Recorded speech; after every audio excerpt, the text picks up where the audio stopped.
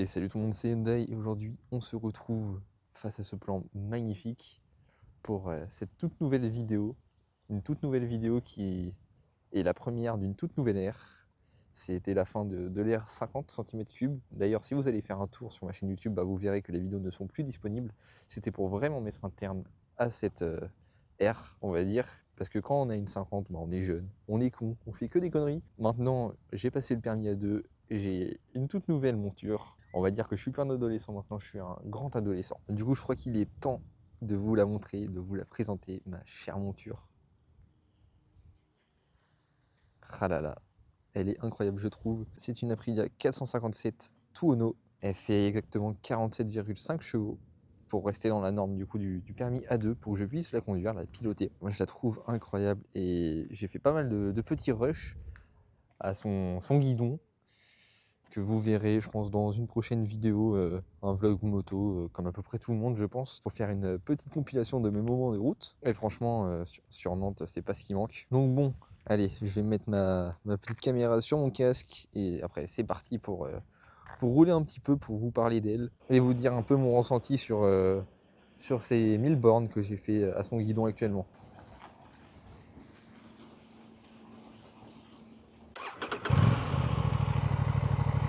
Bon, me voilà au guidon de la moto. Moi, ce que je peux vous dire, c'est que je l'adore déjà. Ça fait 1034 km que je la roule. Et franchement, pour l'instant, je kiffe. C'est un kiff incroyable. Elle est hyper maniable. Après, vous allez me dire que c'est que du A2, donc c'est encore une moto de jeune. Voilà, on va dire ça comme ça. Dans 2 ans, dans tous les cas, quand j'aurai la possibilité de passer le permis A, je le ferai. Et je l'échangerai après contre sa grande sœur. Soit une RS, soit une Tuono 660. Et après, j'évoluerai comme ça au fur et à mesure du temps. Du coup, là, comme vous pourrez le voir, je suis en mode sport.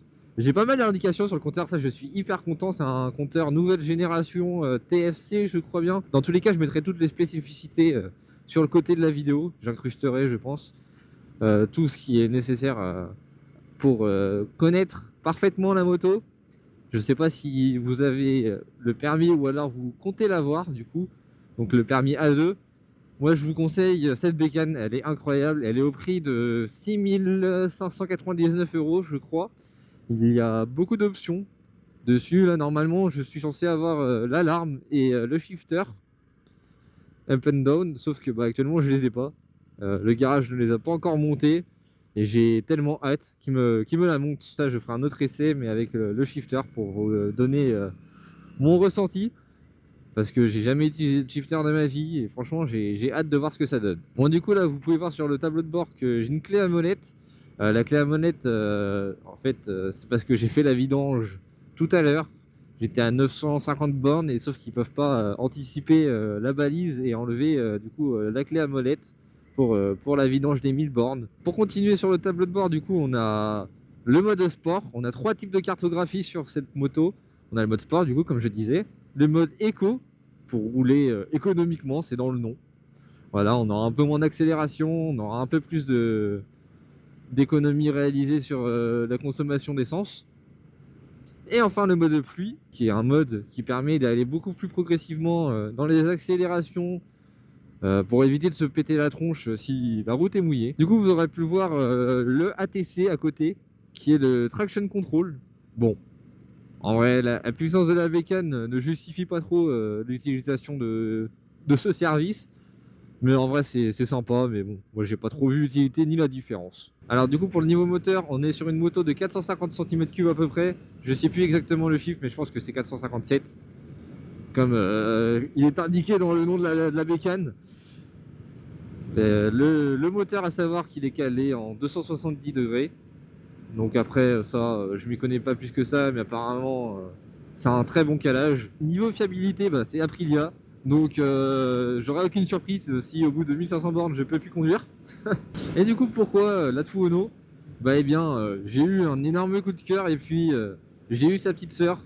Alors c'était pas une Tuono 50 parce que ça n'existe pas je crois, mais la SX. Et puis Aprilia, c'est une marque que j'apprécie beaucoup et qui ressemble beaucoup à ce que j'aime en termes de moto et de deux roues. Bon, du coup, pour continuer sur le tableau de bord, on a également la jauge d'essence. Là on voit mon autonomie de 360 km. On peut voir également la température moteur. Quand le symbole est ok, c'est qu'on peut commencer à démarrer et à y aller. Par contre, moi je conseille pas dès que c'est ok parce que je crois que c'est à peu près à 60 degrés de température moteur. Donc moi je conseille d'attendre encore un petit peu, d'attendre les 80-90 pour vraiment commencer à taper dedans. Et enfin on a la température extérieure et le rodoteur. Alors du coup là je vous ai présenté le tout premier menu. Il y en a 4 exactement, dont 2 qui se ressemblent énormément. Là c'est le deuxième menu avec mes tripes. Bon je sais pas comment on fait pour réinitialiser les tripes, mais bon j'aime bien laisser ça comme ça. Du coup sur ce menu, du coup on a les tripes, la vitesse max durant ce trip, la consommation au kilomètre par litre. Alors ça faut que je le change, faut que je regarde dans le manuel pour mettre au litre au 100 et le nombre d'heures que j'ai roulé. Et du coup le troisième menu, on peut voir là la prochaine révision qu'il y a à prévoir. Donc là ça n'a pas été fait par le garage, mais c'est pas grave, je passerai au concessionnaire pour qu'il me le fasse. La température monteur qui est actuellement à 82 degrés et enfin le voltage de la batterie. Et pour le tout dernier menu, du coup c'est exactement comme le premier, sauf que là c'est un peu plus pour la piste. On peut voir les laps, sauf que moi du coup je suis pas sur piste et puis c'est pas une moto qui m'intéresse à emmener sur piste. C'est à peu près tout ce que je sais de tête. Donc je vous mettrai les autres informations sur le côté de la vidéo ou dans les et je vous mettrai les autres informations dans la description ou sur le côté de la vidéo. Je ne saurais pas vous dire autre chose en étant à peu près fiable. Alors si, j'ai une seule chose à vous dire, c'est que le pot d'échappement, je le trouve hyper moche, il est cubique, c'est dégueulasse et puis le son n'est pas ouf. Mais du coup, pour un jeune permis, je trouve que c'est une moto absolument parfaite. Elle est précise, maniable, énergique, tout ce qu'on aime quoi. Après, bon, faut pas en attendre énormément de chevaux et énormément de couple. Je rappelle que c'est une moto qui fait 47,5 chevaux, spécialement faite pour du coup les permis à deux. Mais bon, pour commencer c'est bien, pour commencer à avoir de l'expérience c'est parfait.